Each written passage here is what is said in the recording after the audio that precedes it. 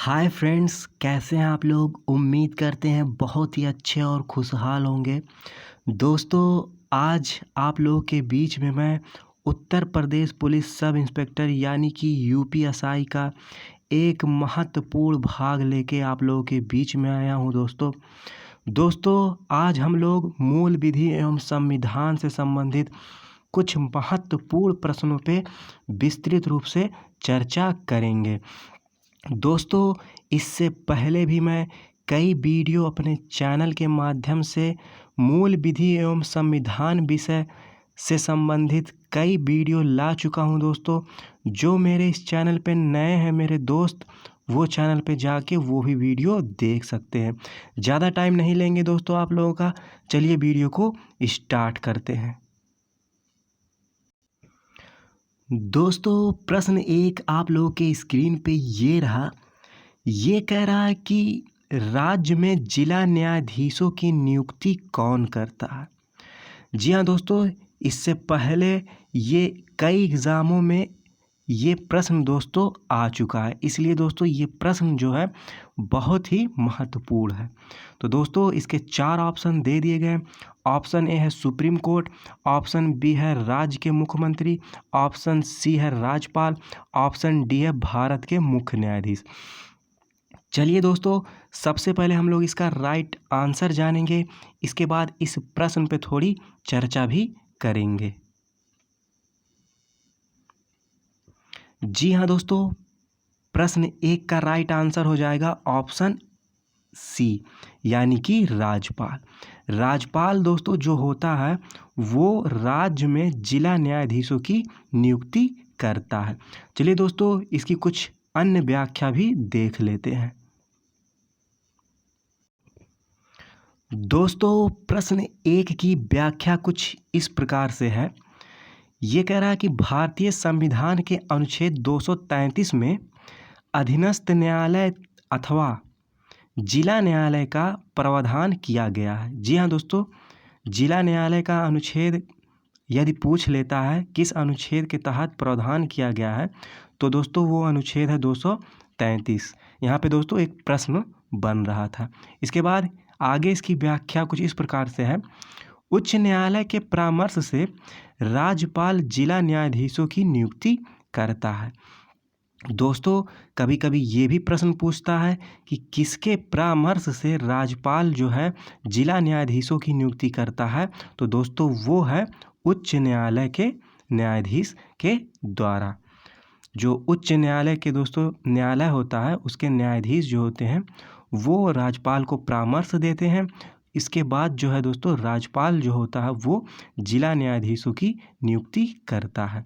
इसके बाद आगे इसकी व्याख्या, राज्यपाल न्यायालय की सिफारिश पर उस व्यक्ति को भी जिला न्यायाधीश के पद पर नियुक्त कर सकता है जो कम से कम 7 वर्ष तक किसी न्यायालय में लगातार अधिवक्ता रहा हो।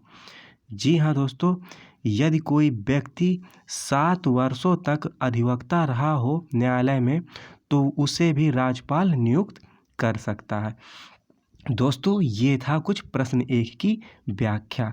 कुछ दोस्तों प्रश्न राज्यपाल से संबंधित एग्ज़ाम में पूछे जाते हैं। जैसे दोस्तों एक प्रश्न पूछता है कि मुख्यमंत्री की नियुक्ति कौन करता है, शपथ कौन दिलाता है। तो दोस्तों मुख्यमंत्री की नियुक्ति शपथ जो होता है वो राज्यपाल के द्वारा दिलाई जाती है। इसके बाद दोस्तों एक प्रश्न और पूछता है कि राज्यपाल जो होता है दोस्तों वो अपना त्यागपत्र किसे देता है। तो दोस्तों राज्यपाल अपना त्यागपत्र जो है वो राष्ट्रपति को देता है। इसके बाद दोस्तों एक और महत्वपूर्ण प्रश्न कई एग्ज़ामों में पूछा जा चुका है, वो ये है कि दोस्तों जो राज्य में विधान परिषद होते हैं उनमें राज्यपाल जो होता है कितने सदस्यों को मनोनीत करता है। तो दोस्तों जो विधान परिषद होते हैं राज्यों में उनमें राज्यपाल कुल सदस्यों की 1/6 संख्या जो होती है दोस्तों, यानी कि भाग 1/6 भाग वो राज्यपाल मनोनीत करता है। दोस्तों ये था कुछ प्रश्न 1 की व्याख्या। चलिए दोस्तों नेक्स्ट प्रश्न देखते हैं, उसके बाद उस पर भी थोड़ी चर्चा करेंगे। दोस्तों प्रश्न 2 आप लोगों की स्क्रीन पे ये रहा। ये कह रहा है कि निम्नलिखित में से कौन सा विषय समवर्ती सूची के अंतर्गत आता है। जी हाँ दोस्तों, ये प्रश्न जो है समवर्ती सूची से संबंधित है। दोस्तों आप लोग याद रखिएगा कि सूची चाहे केंद्र की हो या राज्य की हो या समवर्ती हो, ये सभी सूचियों में से दोस्तों एक ना एक क्वेश्चन आने की संभावना दोस्तों यूपीएसआई के एग्ज़ाम में बहुत ज़्यादा होती है। दोस्तों मैं अपना अनुभव बता रहा हूँ, क्योंकि दोस्तों मैं बहुत पेपर दिया हूँ दोस्तों, तो उसमें जो है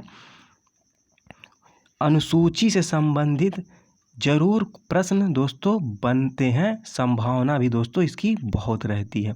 तो दोस्तों ये प्रश्न था, इसके 4 ऑप्शन हैं। ऑप्शन ए है डाकघर बचत खाते, ऑप्शन बी है वन्य पशु एवं पक्षियों की सुरक्षा, ऑप्शन सी है भूमि और भवन पर कर, ऑप्शन डी है पथ कर। चलिए दोस्तों हम लोग इसका राइट आंसर जानेंगे, इसके बाद थोड़ी हम लोग सूची पे दोस्तों इसकी थोड़ी हम लोग व्याख्या भी देखेंगे। जी हाँ दोस्तों, जो समवर्ती सूची के अंतर्गत आता है वो है ऑप्शन बी, यानी कि वन्य पशु एवं पक्षियों की सुरक्षा। दोस्तों इसका राइट आंसर हो जाएगा ऑप्शन बी। चलिए दोस्तों इसकी थोड़ी व्याख्या भी देख लेते हैं। दोस्तों प्रश्न 2 की व्याख्या स्क्रीन पे कुछ इस प्रकार से है, आप लोग देख सकते हैं। सूची सामान्य रूप से 3 प्रकार की होती है। जी हाँ दोस्तों, यदि प्रश्न एग्ज़ाम में पूछ लिया कि सूची कितने प्रकार की होती है, तो वो जो होती है दोस्तों 3 प्रकार की होती है। पहला होता है दोस्तों संघ सूची, सेकंड होता है राज्य सूची और थर्ड होता है दोस्तों समवर्ती सूची।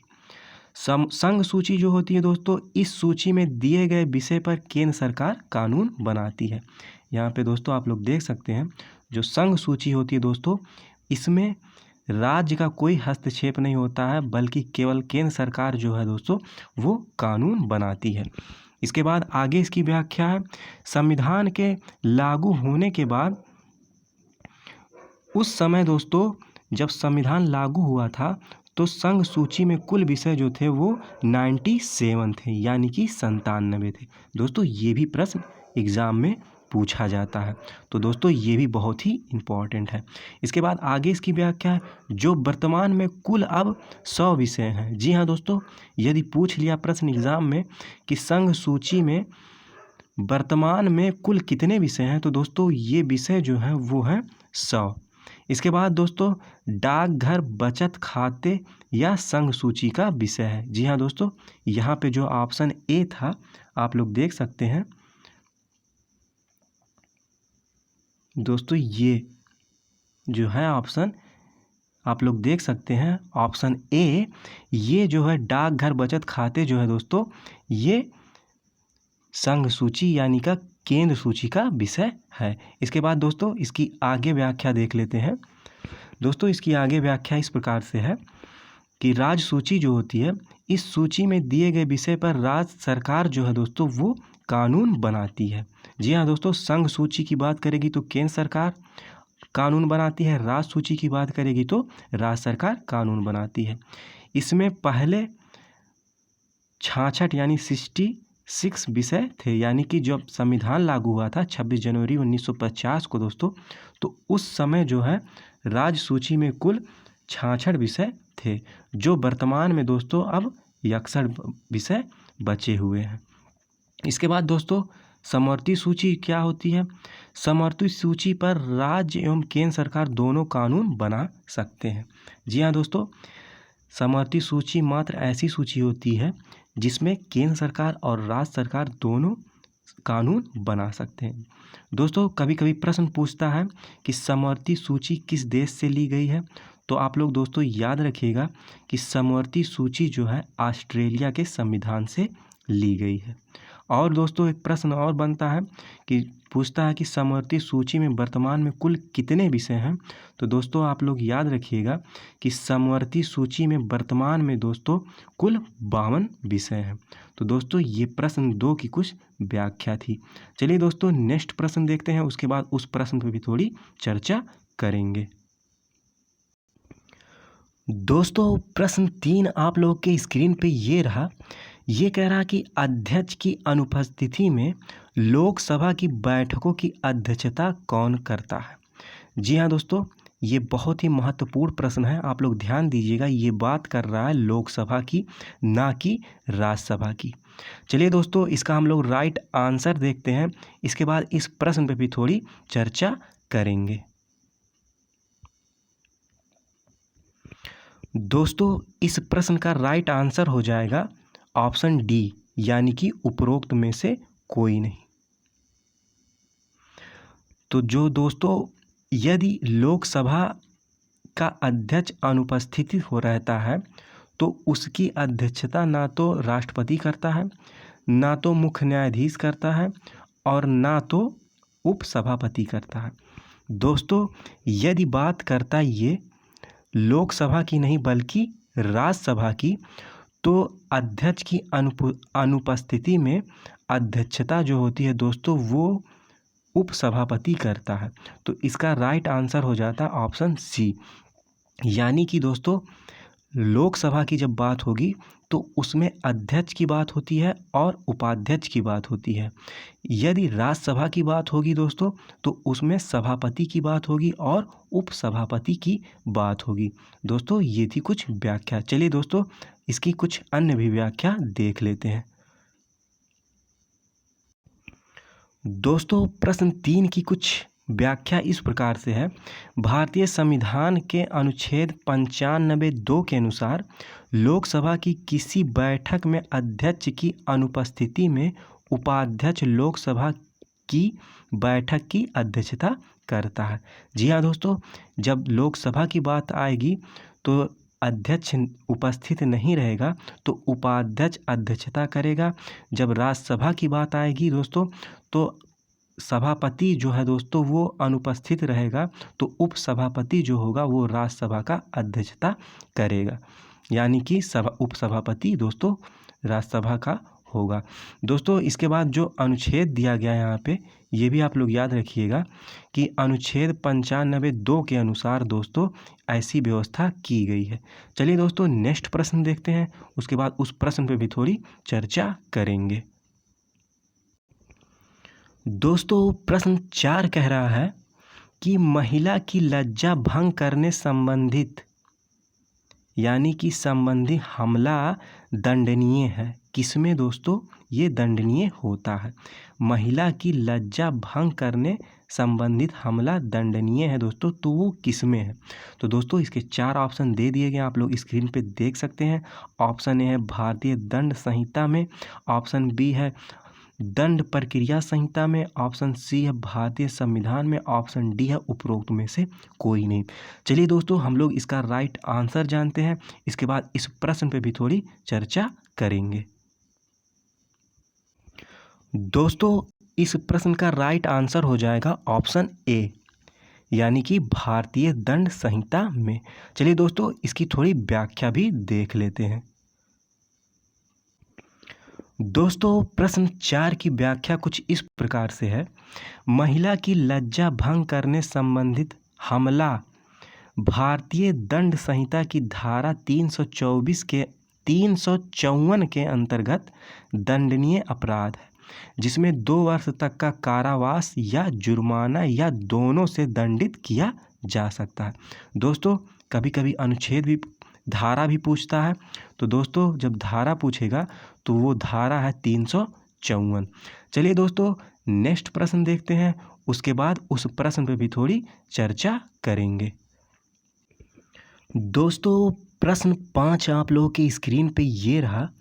दोस्तों ये बहुत ही महत्वपूर्ण प्रश्न है, ये कई बार एग्ज़ामों में पूछा भी जा चुका है, तो इस पे थोड़ा दोस्तों ध्यान दीजिएगा। ये कह रहा है कि राज्यपाल को अध्यादेश जारी करने की शक्ति किस अनुच्छेद के द्वारा प्राप्त है? जी हाँ दोस्तों, आप लोग याद रखिएगा कि जिस प्रकार से राष्ट्रपति अध्यादेश जारी करता है, उसी प्रकार राज्यपाल भी अध्यादेश जारी कर सकता है। तो वो कौन सा अनुच्छेद है जो उसे शक्ति प्रदान करता है अध्यादेश जारी करने के लिए? दोस्तों इसके 4 ऑप्शन दे दिए गए हैं, आप लोग स्क्रीन पे देख सकते हैं। चलिए इसका राइट आंसर हम लोग जानते हैं, इसके बाद इस प्रश्न पे भी थोड़ी चर्चा करेंगे। दोस्तों इस प्रश्न का राइट आंसर हो जाएगा ऑप्शन ए, यानी कि अनुच्छेद 213। तो दोस्तों जो अनुच्छेद 213 होता है, उसके द्वारा अध्यादेश जारी करने की शक्ति जो है दोस्तों, वो राज्यपाल को प्राप्त है। चलिए दोस्तों इसकी कुछ अन्य भी व्याख्या देख लेते हैं। दोस्तों प्रश्न 5 की व्याख्या कुछ इस प्रकार से है। अनुच्छेद 213 के अंतर्गत राज्यपाल को भी राष्ट्रपति की ही भांति अध्यादेश जारी करने की शक्ति प्राप्त है। अध्यादेश जारी करने के लिए परिस्थितियां हैं या नहीं, इस बात का अंतिम निर्णय राज्यपाल का होता है। न्यायालय में इसको चुनौती नहीं दी जा सकती है। जी हाँ दोस्तों, इस चीज़ को न्यायालय में कोई भी चुनौती नहीं दे सकता। दोस्तों जिस प्रकार से अनुच्छेद 213 के अंतर्गत राज्यपाल को अध्यादेश जारी करने की शक्ति प्राप्त है, उसी प्रकार दोस्तों राष्ट्रपति की जब बात आएगी तो वो अनुच्छेद 123 के द्वारा जो है दोस्तों अध्यादेश जारी कर सकता है। उससे अनुच्छेद 223 के द्वारा शक्ति प्राप्त होता है। यानी कि दोस्तों जब राष्ट्रपति की बात आएगी तो अनुच्छेद 123, और दोस्तों जब राज्यपाल की बात आएगी तो अनुच्छेद 213। दोस्तों ये था कुछ इसकी व्याख्या। दोस्तों चलिए अब कुछ अन्य महत्वपूर्ण प्रश्नों पर चर्चा कर लेते हैं, जो कई एग्ज़ामों में दोस्तों ये प्रश्न आ भी चुके हैं। इसमें से ऐसे कई प्रश्न हैं जो है दोस्तों वो यूपी के एग्ज़ाम में भी आए हैं, यूपीएसआई के एग्ज़ाम में भी आए हैं दोस्तों, और अन्य भी एग्ज़ाम में आ चुके हैं। इसलिए दोस्तों ये बहुत ही महत्वपूर्ण प्रश्न है। चलिए दोस्तों इस पे भी थोड़ी चर्चा कर लेते हैं। दोस्तों कुछ अन्य महत्वपूर्ण प्रश्न आप लोगों की स्क्रीन पे ये रहा है। जैसे दोस्तों प्रश्न पहला कह रहा है कि दहेज लेना एवं देना किस विधि के अंतर्गत अपराध है? तो दोस्तों वो है दहेज प्रतिषेध अधिनियम 1961। इसका राइट आंसर यहाँ पे आप लोग देख सकते हैं।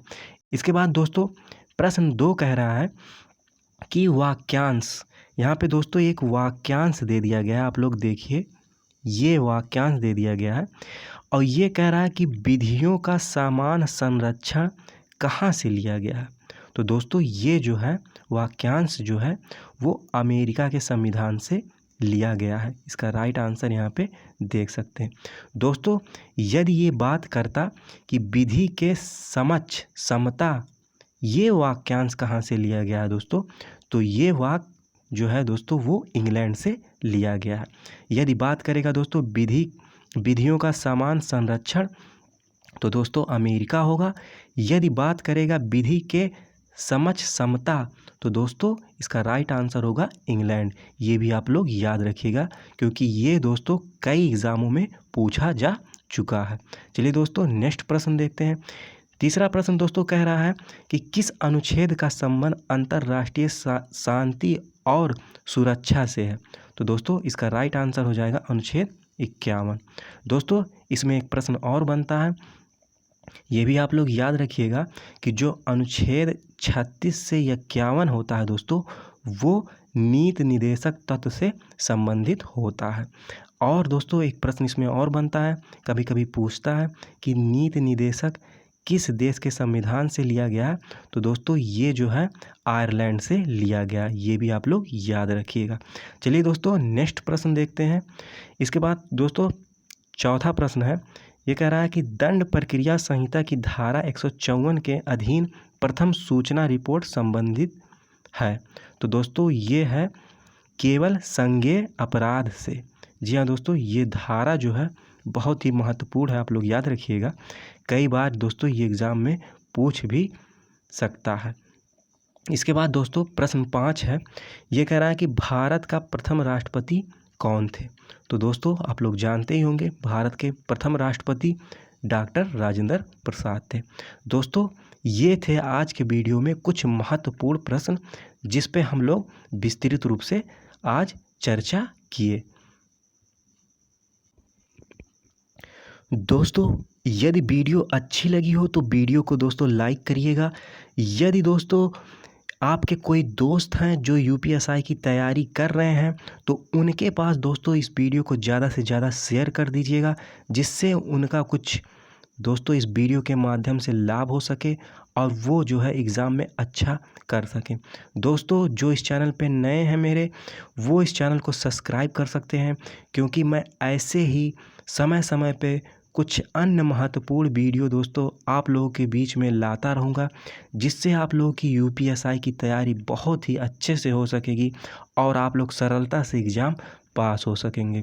दोस्तों यदि इस वीडियो में कोई त्रुटि हुई हो मुझसे तो उसके लिए दोस्तों मैं क्षमा चाहता हूँ। लास्ट तक वीडियो को देखने के लिए बहुत बहुत धन्यवाद, आभार, जय हिंद।